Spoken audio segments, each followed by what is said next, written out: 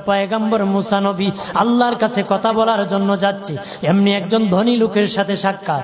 ধনী কয়, মুসা রে, ও মুসা, আমার এত ধন হিসাব রাখতে পারি না, আল্লাহরে জিগাইবানি কি করলে আমার ধন কমবে?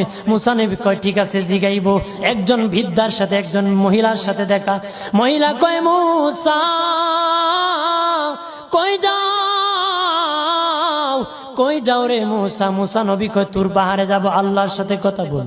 মুসা রে, আল্লাহরে জিগাইবানি, আমি গরিব মানুষ, আমি ভালো কিছু কিনতে পারি না, ছেলে মেয়েকে ভালো কিছু খাওয়াইতে পারি না, ভাঙ্গা ঘর, এত গরিব, ভালো করে ঘর বানাইতে পারি না, আল্লাহরে জিগাইবানি কি করলে আমার উন্নতি হবে, ধনী হব, টাকা পয়সা হবে, আল্লাহরে জিগাইবানি।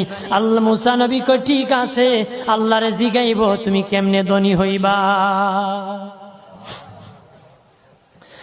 আল্লাহ নবী মুসা নবী তিন রাস্তার মোড়ে যা দেখে একটা লোক বসে আছে, তার দুই হাত নাই, দুই পা নাই, দুই হাত নাই, দুই পা নাই। ওই লোক ডাক দিয়া কয়, মুসা রে, জীবনে কোনোদিন নিজে হাঁটতে পারি নাই, নিজ হাতে খেতে পারি নাই, কেউ খাওয়াইলে খাই, নতুবা উপবাস থাকি, বৃষ্টি আসলে ভিজি, সেখানে আমি আবার শুকাই। ও মুসা, জীবনে কোনো কাজে দুনিয়ার লাগি নাই, আল্লাহরে জিগাইবানি কোন কারণে আমারে বানাইছে?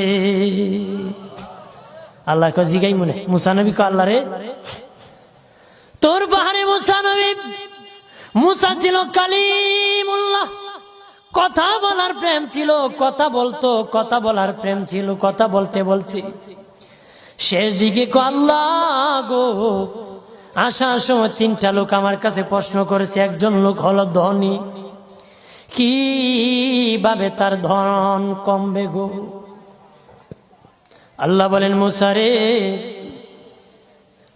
তারে জানায়া দাও যাকাত দেওয়া যেন বন্ধ করে দে, শুকরিয়া আদায় করা যেন বন্ধ করে দে, তাহলে আমি প্রভু আল্লাহ সুবহানাহু ওয়া তাআলা তার ধন কমায়া দিব।